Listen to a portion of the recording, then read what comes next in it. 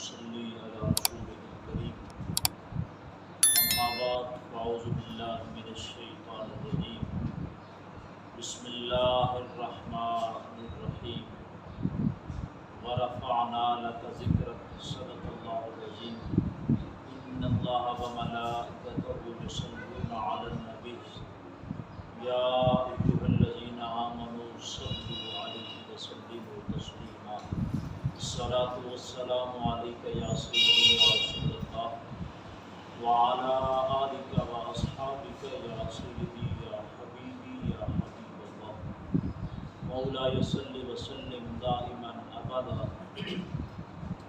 على حبيبك خير الخلق كلهم هو الحبيب الذي ترجى شفاعته لكل هول من الأحوال منفهم يا رب بالمصطفى بلغ مقاصدنا واغفر لنا ما مضى يا واسع الكرم يا صاحب الجمال ويا سيد البشر من وجهك المريد لقد نور القمر لا يمكن الثناء كما كان حقه بعد الخدا بزرگتوئی قصہ مختصر میلاد کا جشن منانے سے دل الفت سے بھر جاتا ہے میلاد کا جشن منانے سے دل الفت سے بھر جاتا ہے مسرور ہوائیں چلتی ہیں ایمان کا علم لہراتا ہے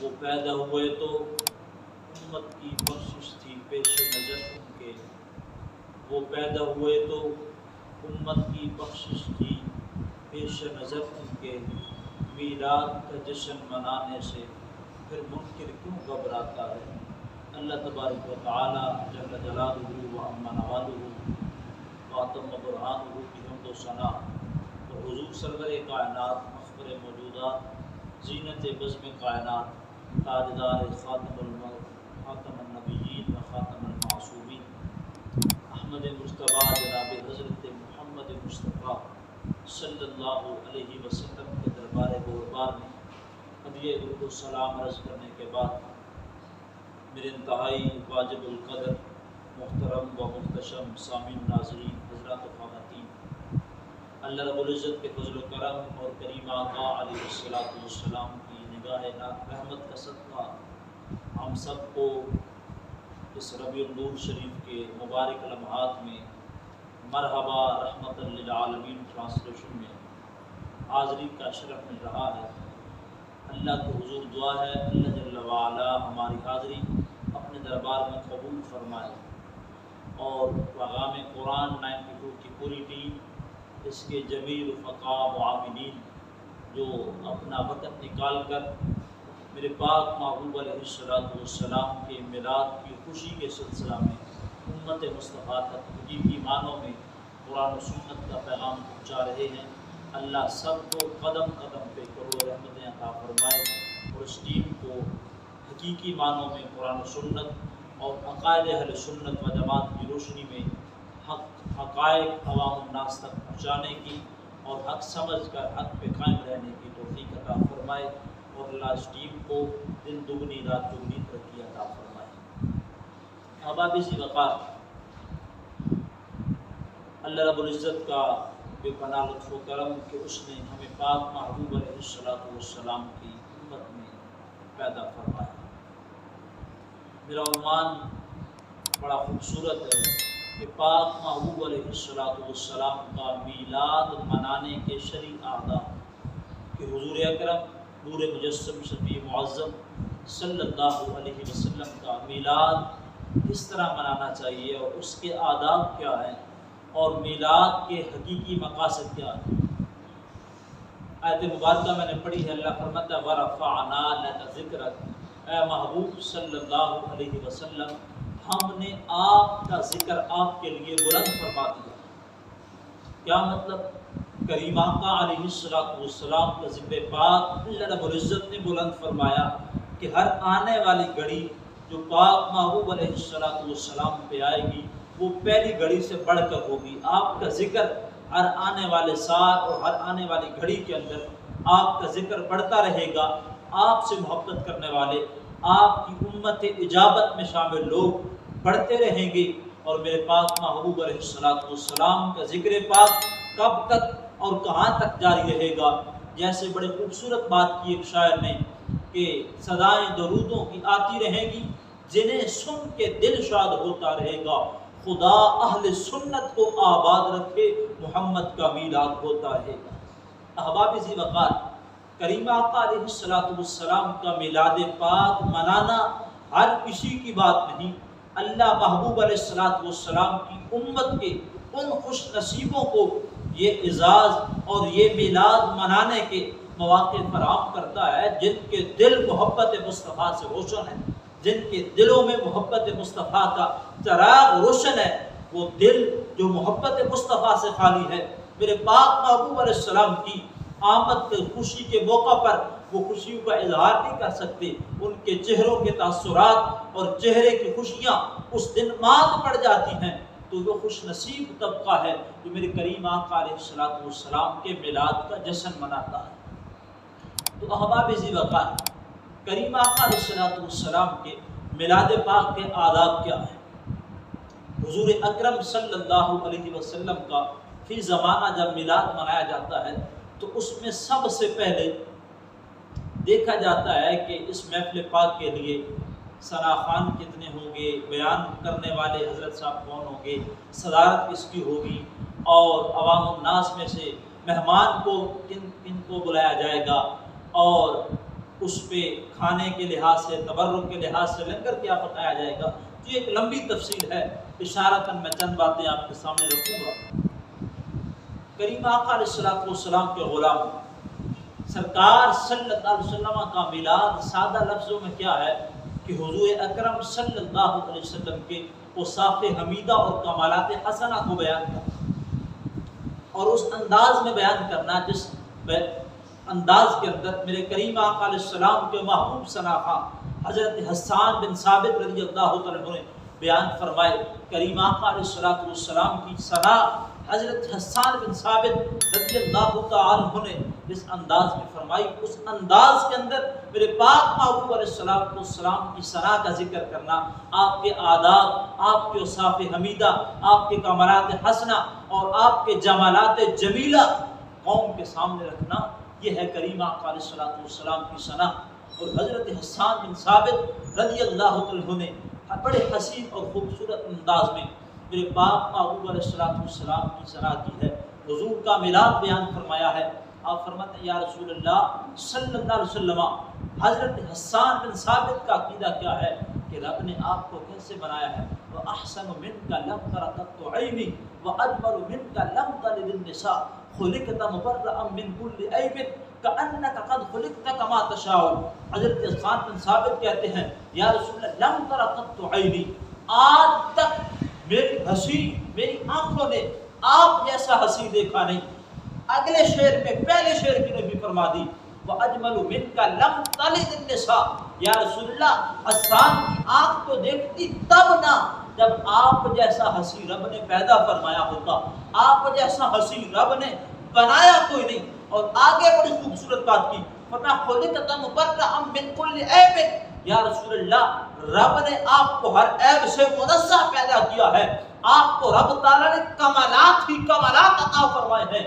اور حضرت شادی شرازی اور امام بصری نے تو یہاں پہ بات کو ختم کر دیا، فرمایا بعد از خدا بزرگ توئی قصہ مختصر، یا رسول اللہ رب کے بعد جتنی بھی شانیں ہیں، جتنے بھی کمالات ہیں مخلوقات کے لحاظ سے، وہ رب تعالیٰ نے تمام انبیاء سے بڑھ کر آپ کو عطا فرما دیں گے۔ تو احباب ذی وقار، حضور کا میلاد منانے والوں کے لیے سب سے پہلی بات یہ ہے کہ اپنی نیت اور ارادے صاف رکھیں، خلوص نیت، رضا الہی، رضا رسول علیہ السلام مقصود ہے۔ نمود و نمائش، قوم کو دکھانا، ریا اور لوگوں سے داد وصول کرنے کی نیت سے کوئی بھی میلاد کا پروگرام کرنا کہ بڑے بڑے اشتہار ہو، بڑے بڑے نام ہو اور پھر بڑے بڑے القابات ہمیں دیے جائیں، اس نیت سے حضور کا میلاد منانا جائز نہیں۔ سیدی اعلیٰ حضرت امام اہل سنت فتاوی رضویہ شریف میں لکھتے ہیں کہ اس نیت سے حضور کا میلاد منانا حرام ہے، اور پھر یہ شرک خفی ہے اور ریا ہے۔ تو حباب ذی وقار حضور کا میلاد منائیں، لیکن شریعت کی حدود میں رہ کر۔ آپ نے جس مقام پہ محفل سجانی ہے، آیا دیکھیں کہ وہ مقام پبلک کے گزرنے کا مقام تو نہیں ہے، عوام کے گزرنے کا راستہ تو نہیں ہے۔ جب فقہاء نے فقہ میں یہ مسئلہ لکھ دیا کہ راستے پہ نماز پڑھنا بھی مکروہ ہے، تو نماز تو فرض ہے، حضور کا میلاد منانا فرض تو نہیں ہے۔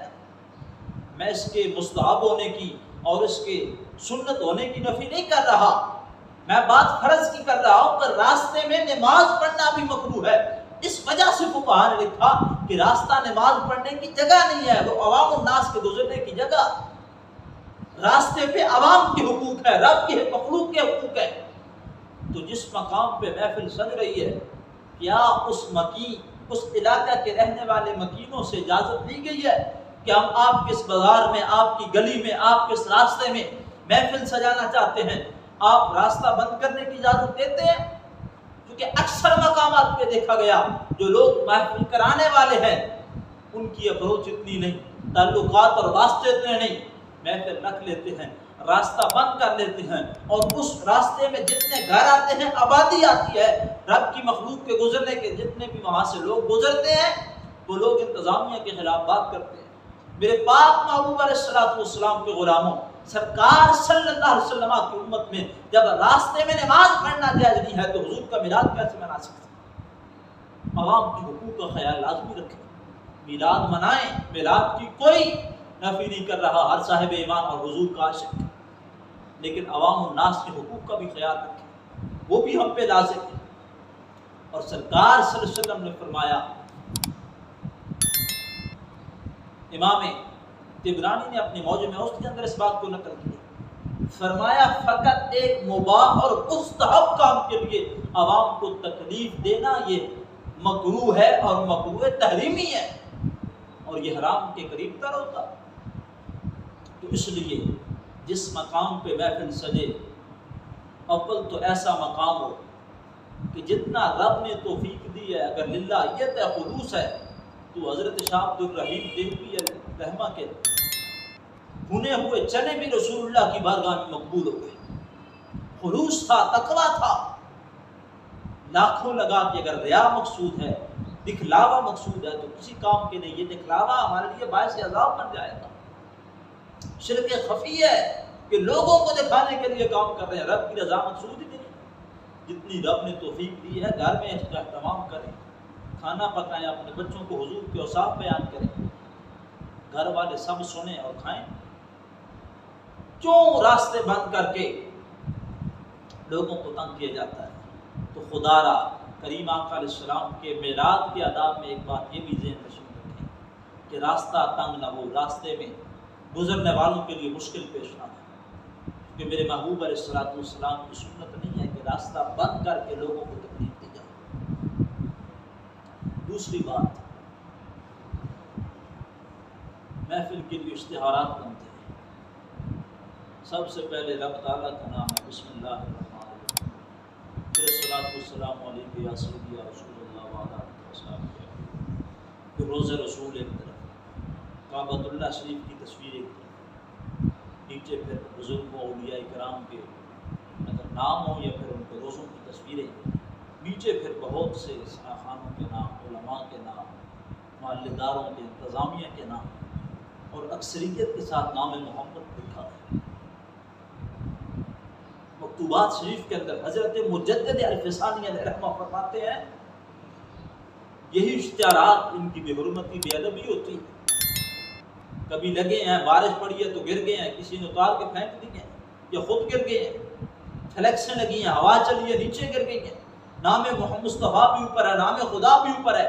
مجدد الفسانی شیخ احمد سرندی فاروقی علیہ رحمہ مکتوبات شریف میں فرماتے ہیں، فرمایا جس مقام پہ رب تعالیٰ کا نام، ذاتی نام، اس میں جلالت اللہ لکھا ہوتا ہے، جب وہ زمین پہ گرتا ہے نا، رب اپنے اس پاک نام سے اپنی جلالت اور بزرگی کو ختم کر دیتا ہے۔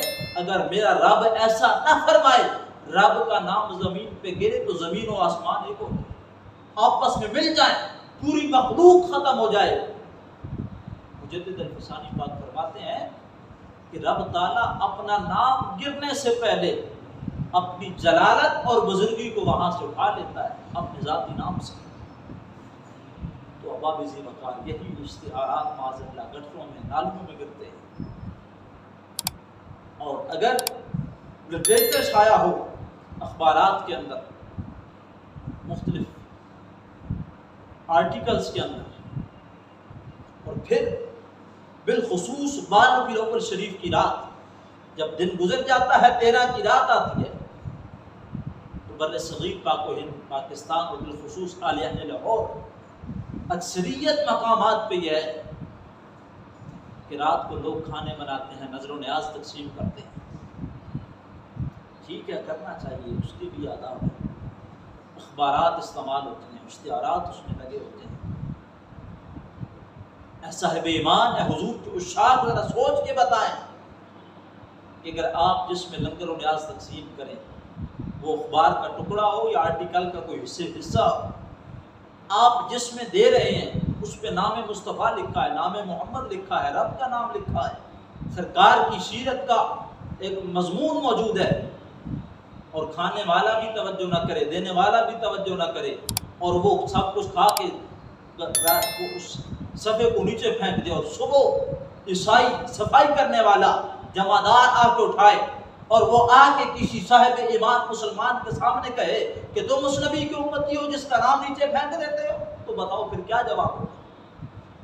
خدا را ان تمام چیزوں کو مد نظر رکھیں. صفحات اگر استعمال کرنے ہی ہیں، اول تو برتن استعمال کریں ڈسپوزیبل، اگر نہیں تو پھر ایسے جو صاف ہوں جن پہ کچھ لکھا ہوا نہ ہو، کیونکہ پوری اخبار کو کوئی نہیں پڑھے گا کہ نام محمد کہاں لکھا ہے. لیکن اگر وہ اٹھا کے لے آیا کہ تم جس نبی کا میلاد مناتے ہو، خوشی کا اظہار کرتے ہو، جھنڈے لگاتے ہو، ان کے نالین پاک کو اپنے سر کا تاج بناتے ہو، ان کا نام نیچے کیوں پھینکتے ہو؟ ہم تو حضرت عیسیٰ علیہ السلام کے معاملے میں ایسا نہیں کرتے، تو پھر بتائیں کیا جواب ہوگا؟ تو دوسرے نمبر پہ اشتہارات کی کوشش نہ کی جائے، لوگوں کو بتا دیا جائے، بلا لیا جائے کہ فلاں فلاں آ رہا ہے، اعلانات ہو جائیں. اگر کریں بھی، نام لکھیں بھی، تو کوشش کریں کہ یہ نام نہ لکھیں الصلاۃ والسلام علیک یا رسول اللہ، بسم اللہ یا اللہ یا رسول اللہ، کیونکہ گرنے کا خطرہ موجود ہے. اگر ضرورت ہو تو اس وقت لگائیں کہ جب محفل قریب ہو، اور جب محفل پاک گزر جائے تو پھر اس کو خود اتار کے کسی مقدس جگہ پہ رکھ دیں تاکہ آپ ہر قسم کے گناہ سے بچ جائیں. اور پھر جن کو بلایا جائے حضور کی ثنا کے لیے، اکثریت ایسی ہو جو تازہ تازہ حضور اکرم صلی اللہ علیہ وسلم کی پیاری سنت جو ثابت سنت سے ہے، حکم واجب کا ہے، داڑھی شریف کو اتروا کے گندی نالی میں پھینکوا کے آئیں، وہ ہمارے اسٹیجوں پہ آ کے حضور کی نعت پڑھے، کریم آقا علیہ السلام کی ثنا کرے. 20 سال 25 سال ہو گئے اہل سنت کا کھاتے ہوئے، اہل سنت کا خون نچوڑ کر کھا گئے یہ خون خور نعت خان. چہرے پہ سنت مصطفیٰ نہیں، اور کلام پڑھتے ہیں کہ پڑھتے پڑھتے نوجوان کا دل گنبد خضرا کے مکی کی طرف نہیں جاتا، انڈیا کے گانوں کی طرف جاتا. گانوں کی طرزوں پہ نعت، ڈھول اور تبلی اور دفلی کے ساتھ نعتیں. یارو کس طرف اہل سنت کو گھسیٹ کر جا رہے ہو؟ پہلے مسائل کم ہے. خدا را اہل سنت پہ رحم کرے، اپنے عقائد کو سمجھیں، اور یہ چند منٹوں کے لیے آنے والے لاکھوں لے جائیں، اور ہماری مساجد اور مدارس خالی ہیں کیونکہ وہاں پہ لگتا ہوا پیسہ نظر نہیں آئے گا. نعت خانوں پہ لاکھوں پھینکیں گے تو نظر آئیں گے فلاں چودھری صاحب نے لاکھ فلاں نعت خان پہ پھینک دیا. اس سے کون سی شریعت کا کام ہوگا؟ کون سا دین مصطفیٰ کی تجوید و اشاعت ہوگی؟ تو نعت خان وہ بلائیں. اکثر شعر پڑھتے ہیں ہم، تب تک الفاظ نہیں بولتے جب تک الفاظ کو وضو نہ کروائیں، خود بے وضو بیٹھے ہوتے ہیں. حضور کی ثنا کے آداب نہیں ہے. سیدی اعلیٰ حضرت امام اہل سنت فرماتے ہیں اگر کوئی بندہ رب کی ثنا کرتا ہے نا، رب کی حمد کرتا ہے، تو جتنا مرضی بڑھاتا چلا جائے کوئی خطرہ نہیں ہے. میرے آقا کی نعت لکھنا اور پڑھنا یہ دو دھاری تلوار پہ چلنے کے مترادف ہے. اگر کوئی جملہ مقام نبوت سے گرا ہوا کہہ دیا پھر بھی بندہ کافر ہو گیا. اور مقام نبوت سے نکل کر مقام الوہیت میں لے گئے، پھر بھی کافر ہو گئے۔ اور پھر اکثریت فی زمانہ ایسے بچوں کو اسٹیجوں پہ لایا جاتا ہے جو ابھی امرت ہیں، چہرے پہ داڑھی نہیں ہے۔ سیدی اعلیٰ حضرت فتاوی رضویہ شریف میں فرماتے ہیں، فرمایا جو بچہ ہے وہ قرآن تو پڑھ سکتا ہے، حضور کی نعت نہیں پڑھ سکتا جب تک وہ بالغ نہ ہو جائے۔ عورت کے ساتھ دو شیطان ہوتے ہیں، امرت جس کی داڑھی نہ ہو، ابھی بچہ ہو، بے ریش ہو، اس کے ساتھ 70 شیطان ہوتے ہیں۔ اور کسی کو اس لیے سننا کہ اس کی آواز سننے کو بندے کو لطف آتا ہے، یہ بھی حرام ہے۔ بزرگوں کے کلام پڑھو، سیدی اعلیٰ حضرت امام اہل سنت کا کلام پڑھو۔ جامع حزب الاناف داتا صاحب کے قریب جلسہ تھا، مولانا غلام رسول صاحب اللہ رحمہ جو وصال فرما گئے، وہ کلام پڑھ رہے تھے، سیدی اعلیٰ حضرت کا کلام پڑھ رہے تھے، اور آخر میں مکتا پڑا، کوئی کیوں سے تیری بات رضا، تجھ سے کتے ہزار پھرتے، جو سیدی اعلیٰ حضرت نے اپنے آپ کو انتہائی عاجزی کے ساتھ پیش کیا۔ تو مولانا غلام رسول صاحب علیہ رحمہ نے کتے کی بجائے کتے پڑھ دیا،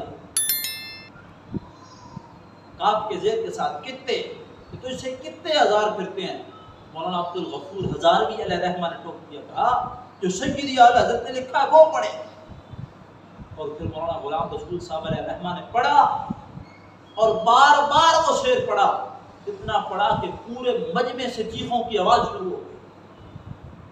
جو کلام خلوص کے ساتھ پڑھا جائے، لکھا خلوص کے ساتھ جائے، اس کی تاثیر ہوتی ہے، اور جو کلام پہلے لکھا گانے کی طرز پہ جائے، پھر اس کی طرز گانے کی طرز پہ بنائی جائے اور پھر پڑھا جائے، تو پھر نوجوان گنبد خضرا کے مکی کی محبت سے آشنا نہیں، انڈیا کے گلوکاروں اور ہدایت کاروں جو حقیقت میں گمراہ کن ہیں ان کی طرف جائے گا۔ اور پھر کریم آقا علیہ الصلوۃ والسلام کا میلاد منانے کے لیے اکثر جو بڑی محافل ہوتی ہیں، اکثریت بجلی چوری کے استعمال ہوتی ہے۔ کہاں لکھا ہے کہ حضور کا میلاد منانے کے لیے بجلی کی چوری کرنا جائز؟ ہم میلاد منا رہے ہیں آقا کریم علیہ الصلوۃ والسلام کا، اور میلاد کے اکثر کام حضور کی شریعت کی مخالفت میں، تو کیا سبق ملے گا سننے والے سامعین کو؟ اکثریت کو پتہ ہوتا ہے، لوگ بعد میں باتیں بھی کرتے ہیں کہ میلاد مناتے پھرتے ہیں اور سارا جو کچھ استعمال ہوا، لائٹنگ کا سارا خرچہ یہ چوری کا استعمال ہوا۔ تو خدا را اتنا کر لیں جتنا آپ اپنی جیب سے ادا کر سکیں، حلال ذریعے سے کر سکیں، نہ ساری رات کی محفل سجائیں، آدھے گھنٹے کی رکھ لیں، ایک نعت پاک پڑھ لیں، ایک درود قرآن پاک کی تلاوت کر لیں، 15 سے 20 منٹ کا بیان کر لیں۔ کہاں لکھا ہے کہ پوری رات کی محافل کرو جو عشاء کے بعد شروع ہوں، اور اس میں آنے والے اکثریت عشاء پڑھ کے نہیں آتے، فجر جا کے نہیں پڑھتے۔ حضور فرمائے قرۃ عینی فی الصلاۃ، نماز کے اندر میری آنکھوں کی ٹھنڈک ہے۔ اور حضور کا امتی ساری رات حضور کے ذکر کی محفل میں بیٹھے، اور جو فرض ہے جو حضور کی آنکھوں کی ٹھنڈک ہے وہ چھوڑ دے تو حضور رات میں ہو۔ میلاد کے مقاصد ہم بھولتے جا رہے ہیں۔ مقصد یہ نہیں میلاد کا کہ کریم آقا علیہ الصلوۃ والسلام کی شریعت کو بھول جائے، اور پھر اکثریت عشاء پڑھ کے نہیں آتے۔ اعلان ہوتا ہے نماز عشاء ادا ہو چکی، اگر مسجد میں بھی محفل ہو، محلہ یا بازار تو الگ چیز ہے نا، اگر مسجد میں بھی محفل ہو تو نقیبان محفل اعلان کرتے ہیں نماز عشاء ادا ہو چکی ہے، اب محفل میں آ جائیں۔ نماز فرض تھی، اس کے لیے اعلان نہیں کیا گیا، اذان کی صورت تو ہے لیکن جس طرح محفل کے لیے کیا جا رہا ہے، اب ہو چکی ہے اب آ جاؤ، اور اذان فجر سے پہلے چلے جاؤ۔ جو ہاتھ رسول اللہ صلی اللہ علیہ وسلم کی محفل میں حضور کے نام پہ جھنڈا بن کے لہرائے جاتے ہیں، جو سر حضور کی محفل میں وجد میں آ کے جھومتا ہے وہ اللہ کے حضور جھوم کیوں نہیں سکتا؟ جو ہاتھ رب کہ رسول صلی اللہ علیہ وسلم کی محفل میں حضور کے نام پہ جھنڈا بن کے لہرائے جائیں، رب کے حضور باندھے نہ جا سکیں، وہ مومن کے نہیں منافق کے ہاتھ ہوتے ہیں۔ اور ایسی محفل میں آنے والے اکثریت بے نمازی ہوتے ہیں، نماز کی کوئی اہمیت نہیں۔ حضرت سلطان باہو علیہ رحمہ آپ فرماتے ہیں مسلمان اس چیز پہ رب کا شکر کرتا ہے، این فقر کے اندر آپ کا یہ قول کہ رب نے اسے مسلمان بنایا، مجوسی نہیں بنایا۔ مجوسی اس بات پہ رب کا شکر کرتا ہے کہ رب نے اس کو مجوسی بنایا، یہودی نہیں بنایا۔ یہودی اس بات پہ رب کا شکر ادا کرتا ہے کہ اللہ نے اسے یہودی تو بنایا، نصرانی نہیں بنایا۔ نصرانی اس بات پہ رب کا شکر کرتا ہے کہ رب نے اس کو نصرانی تو بنایا، کافر نہیں بنایا۔ کافر اس بات پہ رب کا شکر ادا کرتا ہے کہ رب نے اس کو کافر تو بنایا، مشرک نہیں بنایا۔ مشرک اس بات پہ رب کا شکر کرتا ہے کہ رب نے اس کو مشرک تو بنایا، منافق نہیں بنایا۔ منافق اس بات پہ رب کا شکر ادا کرتا ہے کہ رب نے اس کو منافق تو بنایا، کتا نہیں بنایا۔ کتا اس بات پہ رب کا شکر ادا کرتا ہے کہ میرے اللہ نے اسے کتا تو بنا دیا، خنزیر اور سور نہیں بنایا۔ سور اس بات پہ رب کا شکر ادا کرتا ہے کہ رب نے اسے ایک جنگلی جانور تو بنا دیا لیکن بے نمازی نہیں بنایا۔ تو احباب وقار، ہم نماز سے دور ہوں، قرآن سے دور ہوں، حضور کی شریعت سے دور ہوں تو ایسی محافل کا کیا فائدہ؟ تو خدا را محافل اتنی لمبی نہ کریں کہ نماز فجر رہ جائے، اور ان میں آنے والے اکثریت ثنا خوان وہ بلائیں جن کو بھی بلانا ہے جو حضور کی شریعت کے مطابق حضور کا کلام کریں، اور عالم دین وہ بلائیں وہ یہ نہ کہے کہ پہلے 20,000 دیں باقی بعد میں آ کے لوں گا، بلکہ وہ بلائیں جو خلوص اور للہیت کے ساتھ رب کی رضا کے لیے عوام تک حضور کا دین پہنچائے۔ اور پھر صدارت کے لیے ایسے پیرانے عظام بلائیں جو مسلک حق اہل سنت و جماعت کا حقیقی درد رکھتے ہیں، جن کے دل میں مسلک کی غیرت موجود ہو۔ کیوں؟ میرے آقا کریم علیہ السلام نے فرمایا الشیخ فی قومہ کالنبی فی الامہ، فرمایا قوم کا شیخ، قوم کا رہنما قوم میں ایسے ہوتا ہے جیسے اس امت کے اندر اس کا نبی ہوتا ہے۔ کام کرنے کے لحاظ سے جس طرح اللہ کے انبیاء علیہ السلام قوم کو گمراہی سے ہدایت پر لانے کے لیے کوششیں فرماتے رہے، فرمایا قوم کا شیخ اور رہنما اور پیر ایسا ہونا چاہیے جو خلاف شریعت، خلاف دین کام دیکھے تو فوراً اپنے ماننے والوں کو سے روک دے۔ اور آج اکثریت وہ ہے جو دین سے باغی ہیں، شریعت سے باغی ہیں، جو کہتے ہیں کہ ہم نماز پڑھتے نہیں، نماز پڑھنے کا ذکر نہیں ہے، قائم کرنے کا ذکر ہے، ہم ہر وقت قائم کرتے ہیں۔ تو پیر ایسا بلائیں جو شریعت کو جاننے والا ہو، حضور کے دین کا عالم ہو۔ اگر وہ پیر خود ہی شریعت سے باغی ہے تو اس نے قوم کو آگے کیا رہنمائی کرنی ہے؟ کہ شیخ قوم کا رہنما ہوتا ہے۔ تو ایسے پیرانے عظام کو بلائیں اپنی محافل میں، جن کا چلنا بیٹھنا اٹھنا، کھانا پینا، سیرت اور صورت دونوں لحاظ سے شریعت اور حضور کی طریقت کے مطابق۔ اگر وہ ہٹ کے ہو، وہ کوئی لفنگا تو ہو سکتا ہے، وہ کوئی چلاک باز تو ہو سکتا ہے، وہ کوئی بیوپاری تو ہو سکتا ہے، وہ کوئی فنکار تو ہو سکتا ہے، حضور کی شریعت کا عالم دین اور پیر نہیں ہو سکتا۔ جو اپنا پروٹوکول دیکھے، اپنے نعرے دیکھے اور خلاف شریعت کام دیکھ کے بولے نہ۔ اس لیے احباب ذی وقار، وقت کی قلت کی پیش نظر یہی کچھ کافی ہے۔ انشاءاللہ پھر موقع ملا تو اسی پلیٹ فارم سے ہم دوبارہ آپ کی خدمت میں حاضر ہوں گے۔ جو کچھ بیان کیا اللہ مجھے بھی آپ کو بھی عمل کی توفیق عطا فرمائے۔ وما توفیقی الا باللہ۔